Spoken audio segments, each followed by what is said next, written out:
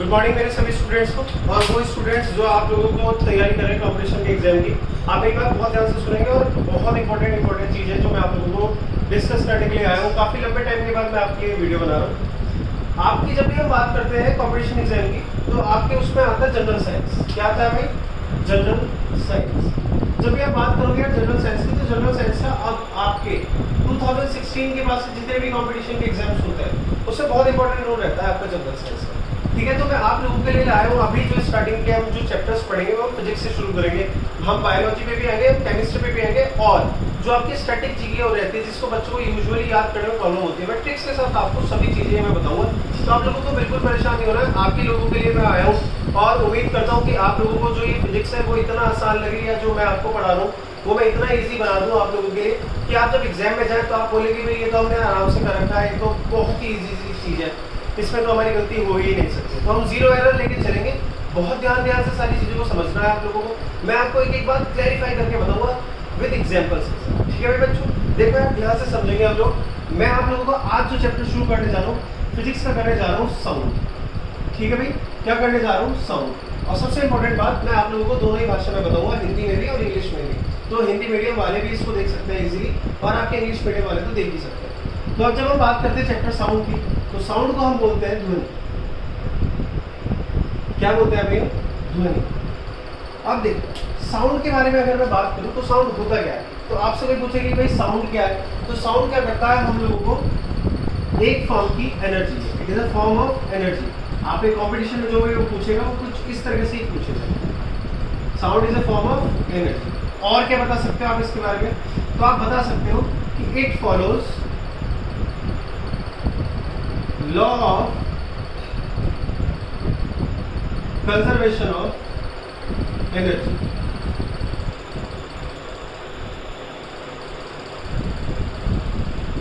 Law of conservation of energy. तो देखो भाई आपसे कोई पूछेगा कि साउंड क्या है तो आपने बता दिया फॉर्म ऑफ एनर्जी है कि ऊर्जा का एक प्रकार है। ऊर्जा का एक प्रकार है। आपसे पूछे ध्वनि कौन से नियम को फॉलो करता है तो आप बताओगे ध्वनि ऊर्जा के संरक्षण नियम को, ऊर्जा के संरक्षण नियम को फॉलो करता है। ठीक है भाई, ठीक है। अब देखो ये ऊर्जा का संरक्षण नियम क्या होता है आप इसे समझेंगे। ऊर्जा का संरक्षण नियम क्या है तो आप बताएंगे energy can neither be created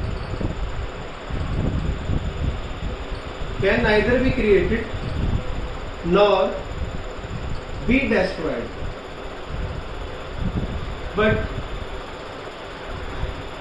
it can be transferred from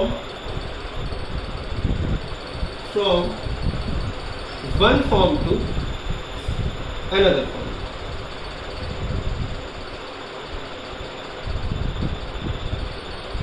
ये जो मैंने लिखा है इसका क्या मतलब है? ऊर्जा को हम ना तो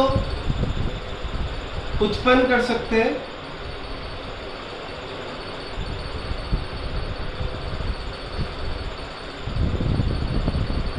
ना ही खत्म कर सकते हैं।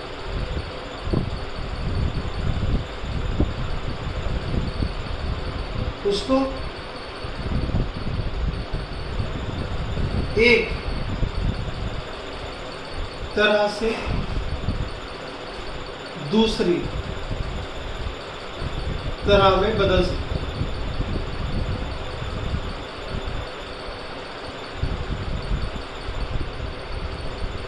ठीक है भाई, तो हमने साउंड के बारे में पढ़ा कि एक फॉर्म की एनर्जी ऊर्जा का एक प्रकार है। उसके बाद हमने पढ़ा कि law of conservation of energy को फॉलो करता है, ऊर्जा के संरक्षण नियम का ये क्या करता है? फॉलो करता है। ऊर्जा का संरक्षण नियम क्या होता है कि आप किसी भी ऊर्जा को खत्म नहीं कर सकते, किसी भी एनर्जी को आप डिस्ट्रॉय नहीं कर सकते, ना ही आप किसी भी एनर्जी को बना सकते हो, ना ही आप उसको क्रिएट कर सकते हो, लेकिन आप उसको एक फॉर्म से दूसरे फॉर्म में क्या कर सकते हो? ट्रांसफर कर सकते हो।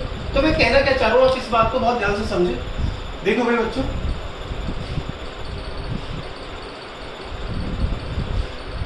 ये हमने बनाया एक बल्ब। तो बल्ब के अंदर क्या होता है आपको देखो, हमने क्या करा, बल्ब का एक वायरिंग रहती है, एक सॉकेट से क्या रहती है आपकी वायरिंग रहती है। अब क्या करता है बल्ब, आप ध्यान से समझेंगे, इलेक्ट्रिकल एनर्जी होती है। कौन सी एनर्जी होती है बच्चों? इलेक्ट्रिकल एनर्जी, ठीक है, जिसे हम बोलते हैं विद्युत ऊर्जा। क्या बोलते हैं जिसे हम? विद्युत ऊर्जा। ये उस विद्युत ऊर्जा को किस में बदल देता है? आप बताओगे किस में बदल देता है? ये आपकी लाइट एनर्जी, प्रकाश ऊर्जा में बदल देता है। कौन सी ऊर्जा में?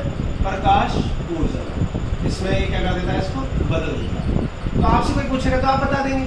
अच्छा और क्या होता है इसका, और कोई एग्जांपल है? तो आप बताएंगे जी बिल्कुल है।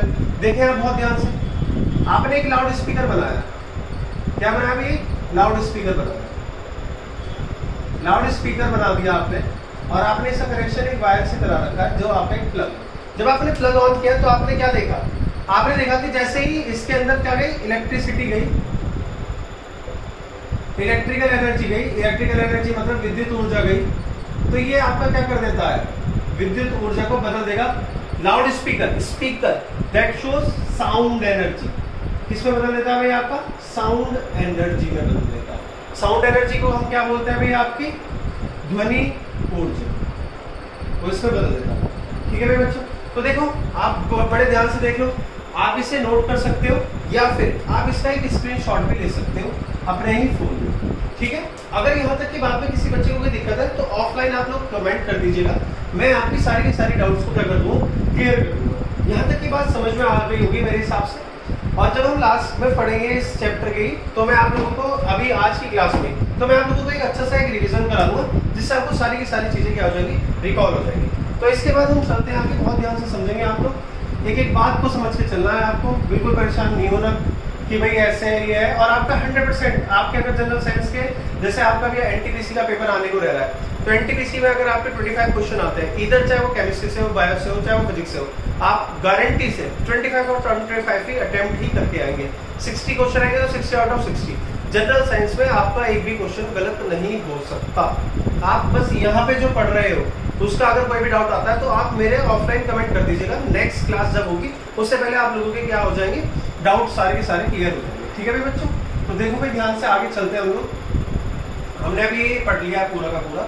अब उससे आगे का जो आया है आपका, वो हम पढ़ते हैं प्रोडक्शन ऑफ साउंड। नेक्स्ट है आपका प्रोडक्शन ऑफ साउंड।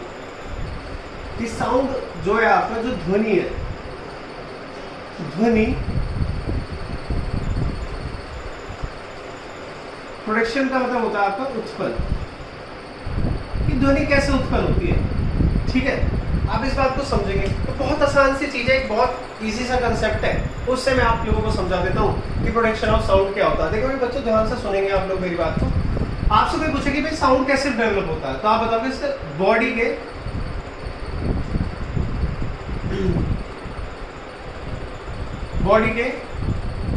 वाइब्रेशन, या एक काम करो ऐसे लिखो, वाइब्रेटिंग बॉडी में, वाइब्रेटिंग बॉडी में। ठीक है, या और अगर इंग्लिश में लिखना है तो ऐसे लिख लो, इंग्लिश का अलग लिखवा दूंगा, इसका अलग लिखवा दूंगा। एक वाइब्रेटिंग बॉडी, साउंड कहाँ डेवलप होता है? वाइब्रेटिंग बॉडी के अंदर। तो आपसे कोई पूछे कि भाई वाइब्रेटिंग बॉडी क्या होता है, तो आप बताओगे कंपित शरीर में, कंपित शरीर में क्या चीज उत्पन्न होती है आपकी? साउंड डेवलप होता है। तो भाई कंपित शरीर क्या है? ये सब चीजें हैं, बहुत सारी चीजें हैं। बहुत सारे बच्चे ऐसे होंगे जो कॉमर्स स्ट्रीम से बिलोंग करते हैं, उनको नहीं पता होगा कि वाइब्रेशन क्या होता है। तो उन बच्चों को मैं एक बहुत अच्छे से समझा देता हूँ एग्जाम्पल के साथ, आप लोगों को समझ में आएगा। वाइब्रेशन किसे कहते हैं? वाइब्रेशन क्या होता है अगर आपसे कोई पूछे, तो वाइब्रेशन होता है आपका कंपन। तो आपसे कोई पूछे भाई क्या होगा, तो आप बताओगे सर 2 तरीके से डेवलप होता है वाइब्रेशन। मैंने पूछा भाई कौन कौन से, आपने बताया पहला तरीका sir to and fro motion. पहला मोशन कौन सा आ गया आपका? To and fro motion.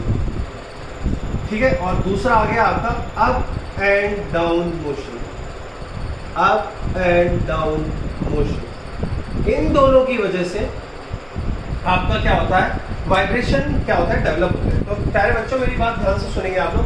To का मतलब होता है जाना, और फ्रॉम का मतलब होता है आपका आना। ठीक है, तो देखो भाई वाइब्रेशन का अगर आपसे कोई पूछे क्या है, टू एंड फ्रो मोशन क्या होता है, बहुत ध्यान से समझेंगे।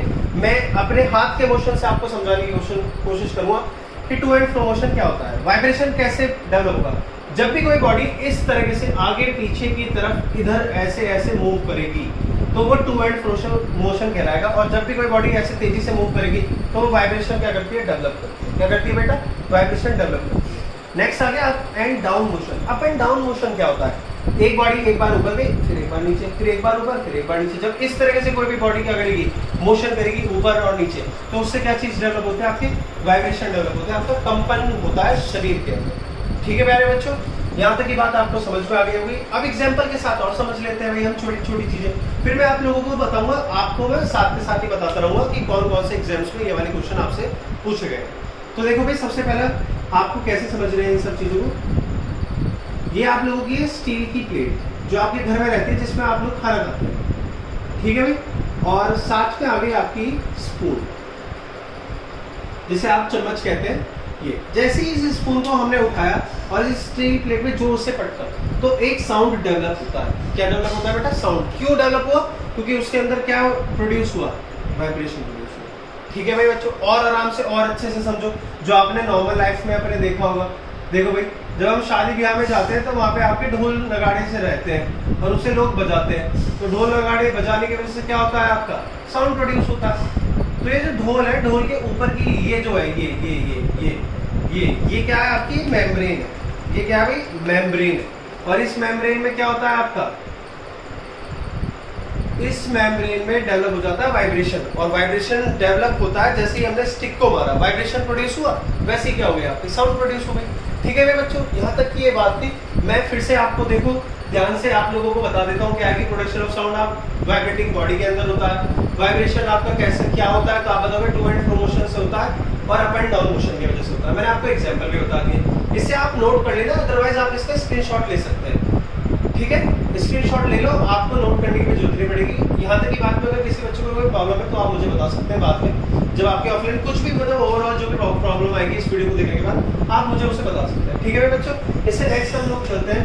हाँ, एक पेपर में क्वेश्चन आया था आपका RRB ALP प्री, जो एक आपका पेपर हुआ था उसमें, तो सबसे पहला पेपर RRB ALP का हुआ था। उसमें क्या पूछा था आपसे कि जो ह्यूमन बींग्स होते हैं, जैसे मैं हूँ, मेरी बात आप तक पहुंच पा रही है, मैं साउंड ही तो डेवलप कर रहा हूँ, तो ह्यूमन बॉडी में साउंड किस पार्ट की वजह से डेवलप होता है, तो मैं इसको बता देता हूँ आपके सामने। In human body sound develop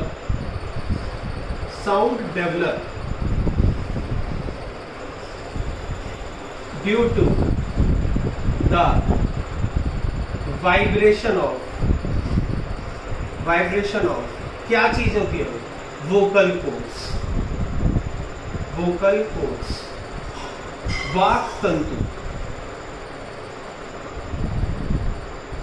तंतुओं के कंपन के कारण जो आपका मानव शरीर है उसमें क्या उत्पन्न होती है, ध्वनि उत्पन्न होती है। वाक तंतुओं के कंपन के कारण आपके जो मानव शरीर है उसमें क्या डेवलप होता है, आपका साउंड डेवलप होती है। यही क्वेश्चन आपका एज इट इज RRB के पेपर में वो पूछ चुका है।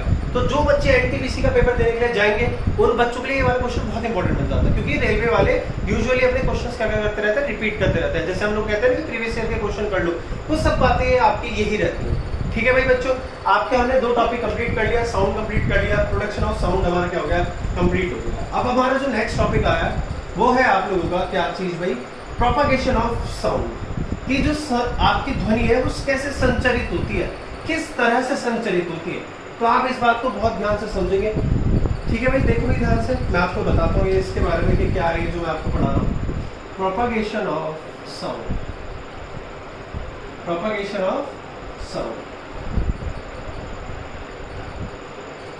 ध्वनि का संचरण इसको हम बोलते हैं, लिखकर बता रहा हूं मैं आपको, ध्वनि का संचरण।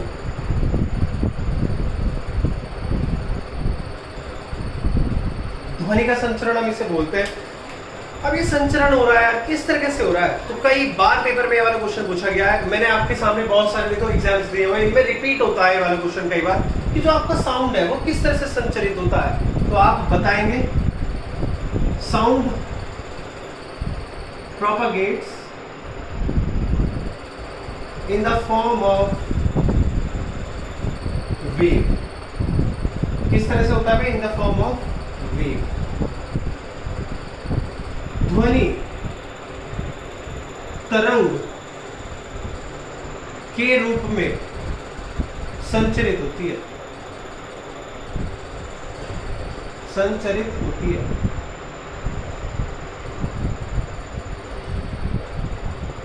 ठीक है भाई बच्चों, देखो ध्यान से, मैंने क्या बोला?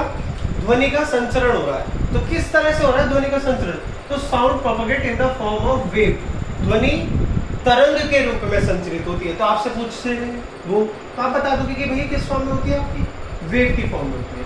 ठीक है भाई बच्चों, ये भी आपका आरआरबी एएलपी में पूछा था क्वेश्चन। आपके ना बहुत सारे दिन पेपर होते हैं, एक दिन में तो कंप्लीट नहीं होते क्योंकि बहुत सारे बच्चे पेपर फिल करते हैं, तो उसमें वो आपसे पूछ लेता है। ऐसे कई साउंड है आपका चैप्टर अगर सिलेबस में, तो वो आपसे अलग अलग फॉर्म से क्या कर सकता है, क्वेश्चन होगा वो आपसे क्या कर सकता है, पूछ सकता है। तो आपको याद रहता है कि साउंड जो है आपका जो प्रोपागेट होता है वो किस फॉर्म में होता है। अब आ जाते हैं हम लोगों के लिए एक नया शब्द आ गया कि वेव क्या है, ये आपकी तरंग क्या है। तो आप ऐसे समझो प्यार से, बहुत आसान है ये आपका वेव। वेव है आपकी दो प्रकार की। अरे प्यारे बच्चों, कितने प्रकार की? दो प्रकार। यहाँ पे लिख लेता हूँ मैं। पहला प्रकार आपका है कि मैकेनिकल वेव। कौन सी wave? Mechanical wave, mechanical wave. दूसरा क्या है आपका? आप बताओगे इलेक्ट्रोमैग्नेटिक वेव। कौन सी वेव भाई? Electromagnetic wave. अब ये मैकेनिकल वेव क्या है? तो आप बताओगे यांत्रिक तरंग है। कौन सी तरंग है भाई? यांत्रिक तरंग। मैकेनिकल वेव को हम हिंदी में बोलते हैं यांत्रिक तरंग, और इलेक्ट्रोमैग्नेटिक वेव को हम बोलते हैं विद्युत चुंबकीय तरंग, विद्युत चुंबकीय तरंग। ठीक है भाई बच्चों, यहां तक की हमने बात कर ली। तो मैं आप लोगों को बता देता हूं कि जो ध्वनि है वो कैसे संचरित होती है। वेव की फॉर्म में होती है, आपकी तरंग के रूप में होती है। तरंग आपकी दो प्रकार की होगी, एक मैकेनिकल वेव, एक आपकी इलेक्ट्रोमैग्नेटिक। पेपर में क्वेश्चन पूछा गया आपसे कि जो आपकी साउंड है वो किस प्रकार की तरंग है। तो ये क्वेश्चन कई बार पूछा गया है। मैं आप लोगों के सामने से अभी हट जाता हूँ, आप या तो इसे नोट कर ले या फिर आप इसके स्क्रीनशॉट ले लें। और बेटा अगर पेपर क्लियर करना है तो आपको मेहनत करनी पड़ेगी, बार बार चीजों को रिवाइज करना पड़ेगा, तभी इतने बड़े लेवल पे आप जाके पेपर को क्लियर कर सकते हो, क्योंकि ये गवर्नमेंट जॉब है, इजीली नहीं मिलती है। ठीक है भाई बच्चों, और जिन बच्चों को थोड़ा सा डाउट है कि भी रैंडम में वीडियो लेकर आ गया हूँ, तो मैं आप लोगों को बता देता हूँ कि मैं आपके रेलवे के एग्जाम्स दे चुका हूँ, कई बार मेरे एग्जाम्स क्लियर भी हैं, तो मुझे थॉट प्रोसेस पता है कि एग्जामिनर किस हिसाब से देता है। यूपीपीसीएस प्री कई बार क्लियर हो चुका है, तो मैं इस वजह से आप लोगों के लिए आपके लिए वीडियोस लेकर आया हूँ। तो आप लोगों को बहुत ध्यान से सारी की सारी चीज़ों को समझना है। जिन बच्चों को डाउट है कि भाई पेपर क्लियर है नहीं है, बंदा एम ही आ गया, मैं अपना रोल नंबर भी शेयर कर दूंगा, आप उसको भी चेक कर सकते हो इजीली। ठीक है भाई बच्चों, अब देखो अब आगे चलते हैं, वेव के बारे में ही बात कर लेते हैं और आगे कि ये क्या होता है, कैसे हमें पढ़ना है, कैसे हमें चीज़ों को ये याद रखना है, ये सब चीज़ें हैं आपकी, बहुत ध्यान से सुनेगा। ठीक है भाई, देखो ध्यान से, मैकेनिकल वेव के बारे में हम बात कर लेते हैं कि आपकी यांत्रिक तरंगें क्या होती है। मैकेनिकल वेव, मैकेनिकल वेव क्या है आपकी, आप देखेंगे बड़े ध्यान से समझेंगे कि आपकी यांत्रिक तरंगें होती हैं। इसको नीड्स मीडियम, इसको मीडियम की आवश्यकता होती है, जैसे सॉलिड में, लिक्विड में, सही है, गैस में, इन सब में ये मैकेनिकल वेव क्या हो सकती है आपकी, ट्रेवल कर सकती है। अच्छा फिर ये विद्युत चुंबकीय तरंगें में क्या होती है, आप बताओगे इसको मीडियम की आवश्यकता नहीं होती, ये तो वैक्यूम में भी चले जाती है। किसमें चले जाती है, डू नॉट नीड्स मीडियम, इनको मीडियम की आवश्यकता नहीं होती। ठीक है भाई, अब देखो आपसे पूछेंगे मैकेनिकल वेव का एग्जांपल बताओ, आप तुरंत बता दो। मैकेनिकल वेव का एग्जांपल है साउंड, कौन सा है प्यारे बच्चों, साउंड। अच्छा विद्युत चुंबकीय तरंगें का कौन कौन सा, तो आप एग्जांपल बता सकते हो, एक्स रे, आप एग्जांपल दे सकते हो यूवी रे। ठीक है भाई, आप एग्जांपल देते हो लाइट, ये सब किस चीज के एग्जांपल है, ये आपके एग्जांपल है विद्युत चुंबकीय तरंगें। ठीक है बच्चों, अब यहाँ तक कि अगर आपको बात, इसका भी आप स्क्रीनशॉट ले लें या फिर आप इसे नोट कर लें कि वेव दो प्रकार की होती है, मैकेनिकल वेव जिसको हम यांत्रिक तरंगें कहते हैं, एक होता है आपका इलेक्ट्रोमैग्नेटिक वेव जिसको हम विद्युत चुंबकीय तरंगें कहते हैं। इसके बाद मैंने आप लोगों को बताया कि मैकेनिकल वेव यांत्रिक तरंगों का उदाहरण है साउंड, पूछा है कई बार कि भाई साउंड किसका उदाहरण है, आप बताओगे मैकेनिकल वेव का है। फिर मैकेनिकल वेव यांत्रिक तरंग क्या होता है जिसको मीडियम की आवश्यकता होती है। मीडियम क्या होता है, जैसे सॉलिड हो गया, लिक्विड हो गया, ठोस हो गया, आपका द्रव्य हो गया, गैस हो गई, ये आपके क्या होते हैं मीडियम। लेकिन जो आपकी विद्युत चुम्बकीय तरंगें होती हैं इनका कोई भी मीडियम की आवश्यकता नहीं होती, ठीक है, इनको किसी भी माध्यम की आवश्यकता नहीं होती। जो बच्चे परेशान हुए होंगे इंग्लिश हिंदी वाले वो एकदम समझ ले कि इनको किसकी जरूरत नहीं होती भाई, माध्यम, किसी भी माध्यम की जरूरत नहीं होती, ये इसीलिए ट्रैवल कर सकता है इधर से उधर। और ऐसे ही इसको किसी भी माध्यम की नहीं आवश्यकता। क्या एग्जांपल दीजिए, इसका एक्सरे एग्जांपल है, यूवी एग्जांपल है, और आपका लाइट क्या है आपका इसका एग्जांपल, ठीक है भाई बच्चों। आगे चले आप, यहाँ तक की बात समझ में आ गई। एक बार आप इसे स्क्रीनशॉट ले लें या फिर आप इसे नोट कर लेंगे, ठीक है। इसके बाद चलते हैं हम आगे और ध्यान से समझते हैं हम और थोड़ा सा डीपली जाके कि आपका मैकेनिकल वेव क्या होता है।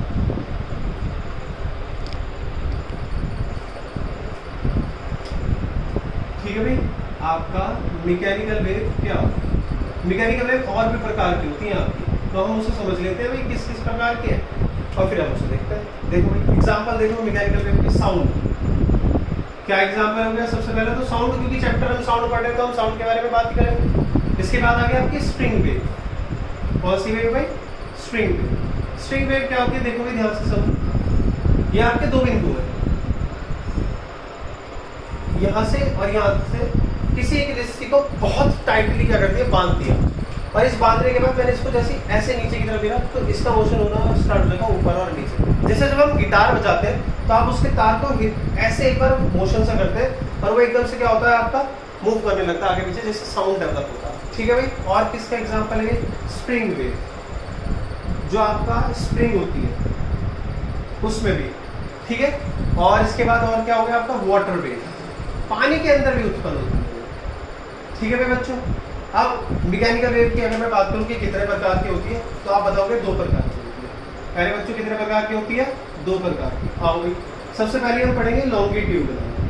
कौन सी भाई, लॉन्गिट्यूडनल वेव। और इसके बाद आपका हम पढ़ेंगे दूसरा transverse wave. Transverse wave. Longitudinal क्या होती है आपकी, अनुदैर्ध्य तरंगे बोलते हैं इसे। कौन सी तरंगे बोलते हैं हम, अनुदैर्ध्य तरंगे। और ट्रांसवर्स वेव का हम बोलते हैं आपका अनुप्रस्थ तरंग। कौन सी तरंग हुई, अनुप्रस्थ तरंग,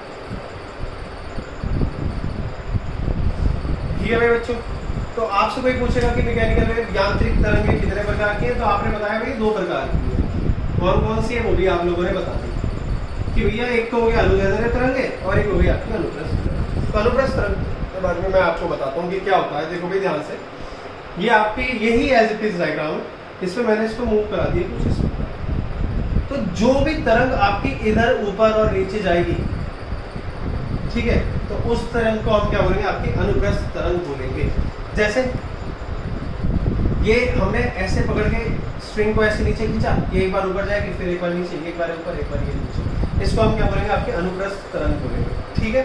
ये तो बहुत इजी से ही हो गया आपको। फिर आगे आपका लॉन्गिट्यूडनल वेव क्या होता है। तो अनुप्रस्थ अभी मैं इसमें आपकी स्पेशलाइजेशन भी बता दूंगा, जैसे जिससे आपको परमानेंट याद हो जाएगा एकदम। लॉन्गिट्यूडनल वेव के बारे में अगर आपसे कोई बात करेगी भाई अनुदैर्ध्य तरंगे क्या होती है, तो आप देखो भाई बहुत ध्यान से सुनेंगे इसे। आपने बात करी इसकी, तो हमने ले लिया एक स्प्रिंग, क्या ले लिया बेटा, एक स्प्रिंग ले लिया, और स्प्रिंग को हमने ऐसे करा कंप्रेस। क्या करा बेटा, कंप्रेस किया। कंप्रेस को हम बोलते हैं संपीड़न। हमने उसको क्या करा है, संपीड़न किया है, दबा दिया इसको। तो दबाने से क्या होगा, कई जगह पे तो ऐसा होगा जब हमने इसको दबाया तो इसके सारे के सारे पार्टिकल्स पास आ गए, और जब हमने इसको छोड़ दिया तो पार्टिकल्स दूर आ गए। फिर हमने इसको दबाया, फिर पास, फिर आपके क्या हो गए, दूर आ गए। तो जब ऐसे कोई मोशन करता है कि कंप्रेशन भी हो, फिर आपका रेयर फ्रैक्शन को हम बोलते हैं विरलन हो एक ही बॉडी के अंदर, तो उसको हम क्या बोलते हैं, आपका लॉन्गिट्यूडिनल वेव बोलते हैं, अनुदैर्ध्य तरंगे हम बोलते हैं। मैं आपको आगे की बात बता देता हूँ। यहाँ तक के सबसे पहली बात आपको जो नोट करना है, मैकेनिकल वेव के एग्जांपल उदाहरण आपको नोट करना है। फिर वो कितने प्रकार की होती है, दो प्रकार की, एक ये और एक ये मतलब लॉन्गिट्यूडिनल वेव अनुदैर्ध्य तरंग, ट्रांसवर्स वेव अनुप्रस्थ तरंग। ट्रांसवर्स वेव का डायग्राम कुछ इस प्रकार होगा और लॉन्गिट्यूडिनल में कुछ इस प्रकार का होगा। जो संपीड़न होता है, और आपका लॉन्गिट्यूडिनल वेव में संपीड़न और विरलन होता है। विरलन मतलब रेयर फ्रैक्शन, रेयर फ्रैक्शन मतलब विरलन। और अगर आपसे कोई बात करे कि भाई ट्रांसवर्स वेव में क्या होता है, तो आप बताओगे क्रस्ट, इसे हम बोलते हैं श्रृंग, क्या बोलते हैं भाई, श्रृंग। और एक होता है आपका ट्रफ। तो इन सब के बारे में मैं अभी आपको बताऊंगा। अगला टॉपिक हमारा यही है। तो बच्चों अगर आपको कुछ भी इस चीज पे समझ में यहाँ तक ना बात आई तो आप मुझसे बोल सकते हैं, मैं आपको वापस आपके डाउट क्लियर करूंगा जब आप नेक्स्ट वीडियो में हम आएंगे। अभी तक आपको ये सारी की सारी चीजें नोट करनी है, नोट कर लो या फिर आप इसका क्या कर लो, स्क्रीनशॉट ले लो। जल्दी से आप स्क्रीनशॉट ले लेंगे इसका, और फिर उसके बाद हम चलते हैं आगे। जो आपका थोड़ा सा पार्ट है वो मैं आपको बता देता हूँ एग्जाम्पल के साथ। ठीक है बच्चों, देखो ध्यान से समझना है आपको।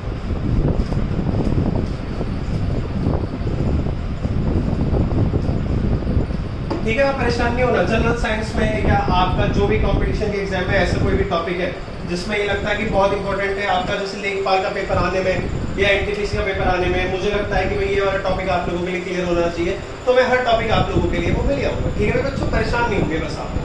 अब देखो यार, मैं आप लोगों को एग्जाम्पल के साथ बताता हूँ। जैसे अभी हमने बात करी थी ट्रांसवर्स वेव के बारे में। अभी हम बात कर रहे थे कौन सी वेव के बारे में, ट्रांसवर्स वेव के बारे में। ट्रांसवर्स वेव मीन्स आपकी अनुप्रस्थ तरंगों के बारे में। तो आप ध्यान से सुन लो यार मेरी एक बात। कई बार पेपर में डायग्राम की फॉर्म में भी क्वेश्चन पूछ लेता है, तो हमें छोटी छोटी बातों का ध्यान रखना है। छोटी छोटी बातों का रखना है, ध्यान रखना है। जैसे वो आपको दे देगा ये जो बिंदु है इसको हम क्या कहते हैं, तो आप बताओगे इसको हम कहते हैं क्रस्ट। इसको हम कहते हैं क्रस्ट मतलब श्रृंग। ठीक है, आपसे पूछेगा इस बिंदु को, अगर आपसे पूछेगा वो क्या कहेंगे, तो आप बताओगे इसे हम कहते हैं ट्रफ। इसे हम बोलते हैं ट्रफ। ट्रफ मतलब गर्त। क्या बोलते हैं बच्चों, गर्त बोलते हैं। ठीक है भाई, अगर आपसे ये तो ट्रांसवर्स वेव की बात कर ली, यहाँ आ जाओ आप लॉन्गिट्यूडनल वेव के बारे में बात करना। तो लॉन्गिट्यूडनल वेव क्या होता है आप समझेंगे बहुत ध्यान से। ये तो एक इजी सा टॉपिक है। आपके घर में पहले घर में थोड़ा आप मंदिर जब जाते हो तो आपने देखा होगा मंदिर में घंटी रहती है, जिसको है ना सब बजाते हैं भगवान जी के खुश करने के लिए। तो उसकी घंटी के आसपास एयर है। प्यारे बच्चों क्या है घंटी के आसपास, एयर। मेरे साथ बोलना है ये, और एक एक बार नहीं दो दो बार देख कम से कम वीडियो जो अगर चीजों को समझना है। तो आपने इसके चारों तरफ बताया कि सर इसके तो चारों तरफ एयर है। मैंने बोला बिल्कुल सही बात है। तो हमें साउंड प्रोड्यूस हुआ कैसे, इस एयर के जो पार्टिकल्स है, कण है, जो पार्टिकल्स है, मैंने बोला क्या, पार्टिकल्स, कण, तो क्या करेंगे, गति करेंगे, तब आपके कान तक क्या आएगी, आवाज आएगी। कैसे, देखो ऐसे होगा कि कुछ पार्टिकल्स तो एकदम आपके बहुत पास पास है। ये देखो पार्टिकल आपके कैसे बहुत पास पास, ये पार्टिकल्स कैसे इसको बहुत पास पास। तो जब पार्टिकल पास पास हो इस प्रोसेस को हम बोलते हैं कंप्रेशन। पहले बच्चों क्या बोलते हैं, कंप्रेशन, जिसे हम बोलते हैं संपीड़न। फिर उसके बाद कुछ समय के लिए पार्टिकल्स आपके हो जाएंगे दूर दूर। क्या हो जाएंगे भाई, दूर दूर। इसको हम क्या बोलते हैं, रेयरफेक्शन। रेयरफेक्शन इसको हम बोलते हैं विरलन। ठीक है भाई, इसके बाद फिर आपसे दोबारा सारे के सारे पार्टिकल क्या आ जाएंगे, पास पास हो जाएंगे। ये आ गए, ये हो गया। फिर से आपका कंप्रेशन। तो एक प्रोसेस है, कॉन्टिन्यूस प्रोसेस है जो चलता रहेगा, जिसकी वजह से हमारे तक साउंड पहुंचती रहती है। ठीक है भाई बच्चों, देखो यार यहाँ तक की जो हमने बात करी है, इसके बाद आपका नया टॉपिक स्टार्ट हो जाता है। इस चैप्टर में आपके कुछ न्यूमेरिकल्स भी आएंगे और मैं एक एक न्यूमेरिकल आप लोगों को कराऊंगा यहीं पे। तो अगर कोई भी बच्चा परेशान हो किसी भी बात से तो आप मुझसे बता सकते हैं, टेंशन नहीं लेनी बस किसी भी बात की। अब मैं आप लोगों को आज जो मैंने पढ़ाया है मैं उसका एक छोटा सा ओवरव्यू दे देता हूँ। उसके बाद हम नेक्स्ट क्लास में बहुत अच्छे से पढ़ेंगे और आगे की चीज़ों को, जो है आपकी कैरेक्टरिस्टिक्स ऑफ साउंड। तो समझें आप आज का जो हमने पढ़ा है अभी तक का क्या पढ़ा है, देखो मेरे बच्चों ध्यान से समझोगे आप लोग। सबसे पहले मैंने आप लोगों को बताया कि साउंड क्या होता है। तो साउंड के बारे में हमने बात कर ली। साउंड होता है आपका ध्वनि।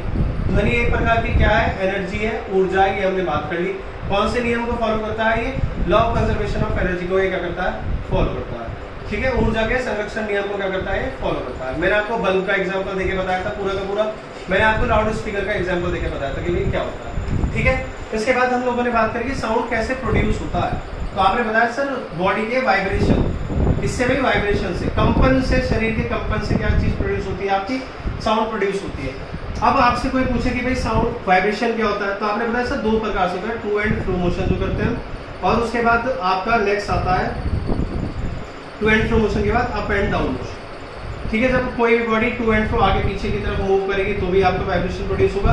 अप एंड डाउन जब ऊपर नीचे मूव करेगी तब भी आपका कैसा मोशन होगा, ये प्रोड्यूस होगा। फिर उसके बाद मैंने आपको एक क्वेश्चन बताया जो पेपर में आया था कि जो ह्यूमन बॉडी है, जो आपका मानव शरीर है, उसमें जो साउंड डेवलप हो रही है वो किस वजह से हो रही है, तो आप बताओगे सर वोकल कॉर्ड्स के कंपन के कारण हो रही है, वाक तंतुओं के कंपन के कारण क्या हो रही है, आपकी ये डेवलप हो रही है, साउंड डेवलप हो रहा है। ठीक है भाई बच्चों, उससे आगे का चलूंगा, आप नेक्स्ट समझोगे बड़े ध्यान से क्या चीज आई।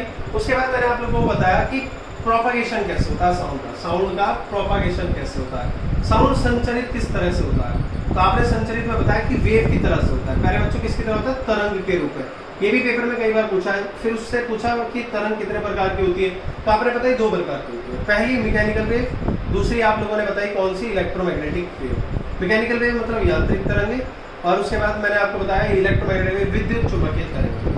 अगर मैं बात करूं यांत्रिक तरंगों की, तो यांत्रिक तरंगें क्या होती है आपकी, जिसमें हम बात करते हैं हमें माध्यम की आवश्यकता हो, माध्यम की क्या हो आवश्यकता हो, माध्यम मतलब आपके मीडियम की जरूरत पड़े, जैसे सॉलिड हो, लिक्विड हो, गैस हो। लेकिन इलेक्ट्रोमैग्नेटिक वेव में आपको मीडियम की आवश्यकता नहीं होती, वो तो आपको कहीं से भी कहीं तक आप ले जा सकते हो। जैसे एग्जांपल की अगर मैं बात करूं तो इसका एग्जांपल मैंने आपको बताया था, यूवी रेस बताया था, एक्सरे बताया था, लाइट बताया था। ये वैक्यूम में भी ट्रेवल हो जाती है, निर्वात में भी आपकी क्या हो जाती है, ट्रेवल हो जाती है। इसका एग्जांपल मैंने आप लोगों को बताया था कि साउंड है, क्या है प्यारे बच्चों, साउंड है। उसके बाद मैंने बात करी कि भाई जो आपके मैकेनिकल वेव है वो भी 2 प्रकार की होती है, एक लॉन्गिट्यूडनल और एक आपकी होती है भैया कौन सी, ट्रांसवर्स। लॉन्गिट्यूडनल मैंने आप लोगों को बताया अनुदैर्ध्य तरंगें होती है, और ट्रांसवर्स मैंने आपको बताया अनुप्रस्थ तरंगें होती हैं।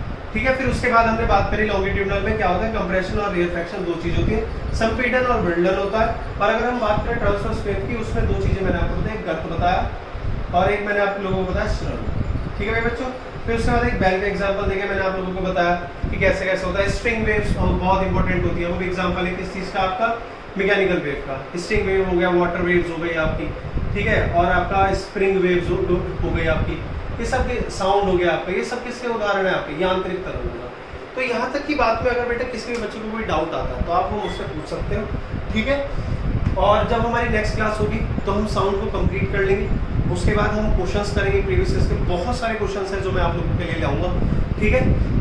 अगर आपको वीडियो ठीक लगी है तो आप मुझे ऑफलाइन कमेंट करके बता दीजिएगा, जिससे मैं नेक्स्ट वीडियो बनाऊं, और अगर कोई प्रॉब्लम आती है तो मैं उसको सॉल्व करूं आप सभी बच्चों के लिए। ऑल द वेरी बेस्ट, तैयारी पूरे मन से करेंगे। मिलते हैं हम लोग ब्रेक के बाद।